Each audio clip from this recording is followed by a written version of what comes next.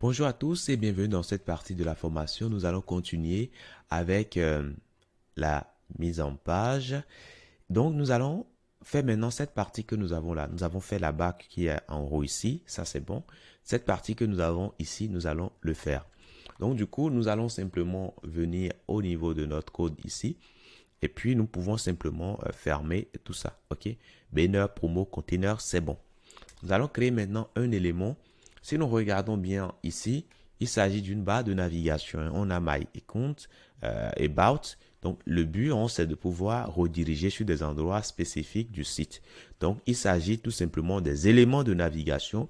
Donc, le nom que nous allons donner tout simplement à cet élément de navigation, ce sera tout simplement Nav. OK, on va lui mettre la classe Nav. Et puis, Top.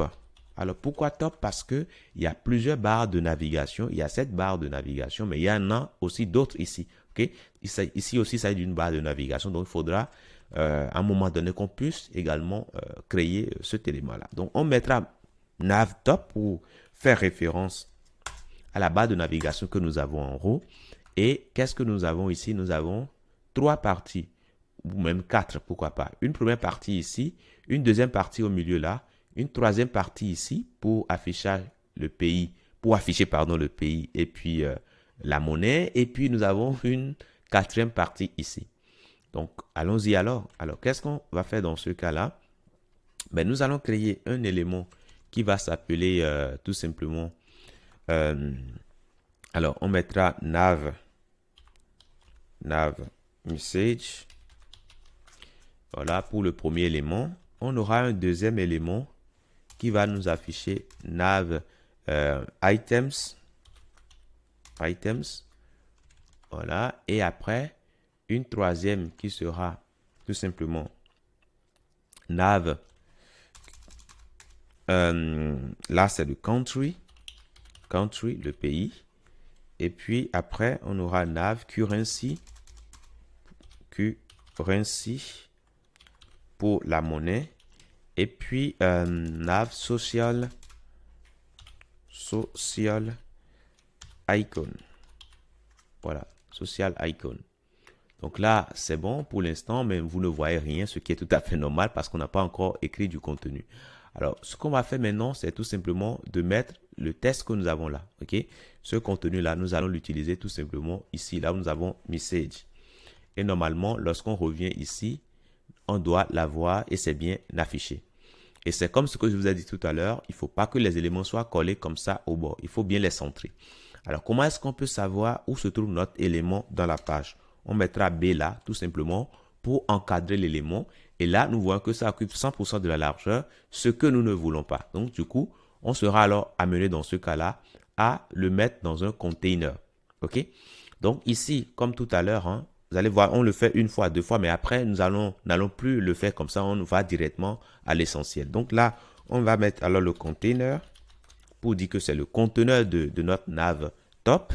Et donc ici, à l'intérieur de ça, nous pouvons tout simplement avoir un nav top. Voilà, qui va garder tout simplement le contenu qu'on a là. L'idéal, c'est de le ranger dans un conteneur. Et ce faisant, ben, nous allons tout simplement réduire tout simplement sa taille en largeur. Donc, je mettrai un élément container. Et à l'intérieur, nous pouvons avoir notre élément qu'on a là. Donc, je l'ajuste là, tout simplement. Donc, normalement, si nous regardons le B, rien ne change. C'est parce que c'est ajouté au conteneur. Mais le contenu maintenant, le contenu, c'est plutôt nav top. Ici, si je mets B là-dessus, nous allons voir que finalement, on occupe 100%. OK? Mais nous occupons simplement ici une partie de notre écran. Donc, ça, c'est bon. Maintenant, ce qui est important de voir là, c'est que nous voulons faire les choses de telle sorte que... Alors ici, je mettrai également un B, vous allez voir. Nous voulons faire les choses de telle sorte que... Alors là, vous voyez que là, on quitte là et on finit là. Nous voulons faire les choses de telle sorte que la page soit bien alignée, ok? Que cette partie soit bien alignée avec cette partie qui suit et ainsi de suite. Là aussi, il faut que ça soit bien aligné. Là aussi, ok? Jusqu'en bas. Voilà, c'est ce que nous voulons faire. Et c'est justement pourquoi le container est là pour nous aider à chaque fois à utiliser les mêmes dimensions, ok? Pour chaque élément. Donc ça, c'est bon. Maintenant, les items ici, si nous regardons bien ce que nous avons à faire, il s'agit d'une liste d'éléments. Donc, nous allons alors utiliser un élément de liste. Donc, du coup, attention, je reviens alors ici. Et nous allons créer un élément de liste UL, LI, A. OK? Et à l'intérieur, nous aurons, bon, je mettrai ici tout simplement dièse, nous n'allons pas rediriger. Nous aurons my et compte. My et compte. Voilà, tout simplement. Et après ça, nous aurons about us, blog, etc.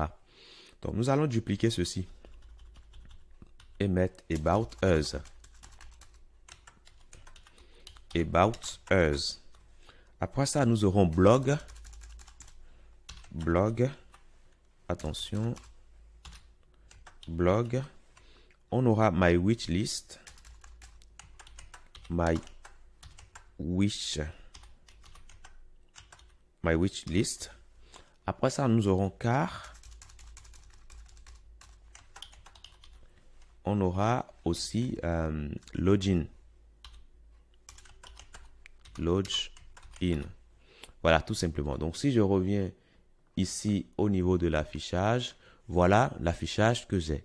Pour l'instant, c'est pas grave, je vais continuer. Maintenant, nous avons la partie country. Donc, ici, on va afficher les pays. Donc, on va utiliser alors un élément select. Le name country. Country. ID country. Et ici, on aura des options. Alors, ici, pour l'option, on aura, pour le pays, on aura France. Et là, on va écrire FRA. On aura USA. Et là, ici, on aura tout simplement en minuscule USA. Voilà. On aura la Russie. Et puis, là, on aura russe, comme ça. OK? Donc, ça, c'est bon. On va continuer au niveau de currency maintenant. Nous allons créer un élément select. Attention, select. Et là, nous aurons currency. Currency. Là, on aura currency. Et on aura des options. Alors, ici, nous aurons l'euro. Donc, EUR. Nous aurons le dollar. USD. USD. Et là, nous aurons également USD. Tout simplement, on peut ajouter une monnaie supplémentaire au INSF pour le franc. Au INSF pour le franc. Voilà, vous pouvez ajouter autant de monnaies que vous le voulez. Donc, si je reviens ici, voilà, tout s'affiche correctement. Et je vais continuer. Ça reste maintenant les social icons. On a besoin de l'icône Facebook, Twitter et puis Instagram. Alors, comment est-ce qu'on peut les avoir? Nous pouvons tout simplement les retirer du site Font Awesome. Donc, du coup, on peut mettre ici Font Awesome. Font Awesome. Donc, on peut aller là-dessus. Et je mettrai CDN. CDN. Et là, nous avons le lien ici vers le CDN. Donc là, vous pouvez simplement regarder l'adresse ici, hein, si vous n'y arrivez pas directement comme moi. Donc ici, nous allons simplement cliquer sur Copy Link Tag, tout simplement. Et nous pouvons l'utiliser en venant au niveau de notre page index.html. Nous allons l'inclure tout juste en haut. OK? On l'inclut là, tout simplement.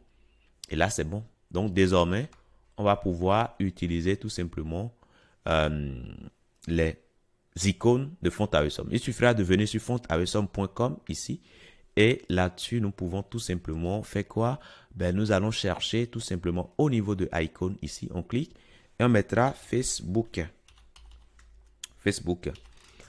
Et on tape. Alors, rassurez-vous que c'est gratuit. Donc, il faudra cocher free ici. Hein, voilà, pour filtrer. Et là, nous avons l'icône de Facebook qui nous intéresse. On copie et nous allons revenir là. et tout simplement coller ici. Donc, du coup, ce que nous allons faire, l'idéal, c'est de ranger chaque icône dans une boîte précise. Ça nous aidera après, si nous voulons aller plus en profondeur, agir spécifiquement sur les éléments, de pouvoir le faire en toute facilité. Donc, nous allons créer un élément qui va s'appeler social icon item comme ça. Et du coup, à l'intérieur de ça, nous aurons l'élément Facebook. Alors, notez que nous en aurons deux autres par la suite, Twitter et Instagram. Donc, on reviendra alors ici. Nous allons chercher Twitter. Donc, je mettrai Twitter. Twitter, ça, c'est bon. On copie et on vient là, on met ça tout juste là. Ça reste Instagram, donc on revient là aussi. On cherche Instagram. Voilà, on coche, on copie et on met ça tout juste ici. Donc, une fois que c'est fait, normalement, ici, voilà, nous avons les icônes. Donc là, c'est bon. Bon, au niveau de la mise en page, ça reste maintenant la mise en forme. Il faut qu'on fasse les efforts nécessaires pour ressembler à ce que nous avons ici. Je vous dis merci et à tout de suite dans la prochaine.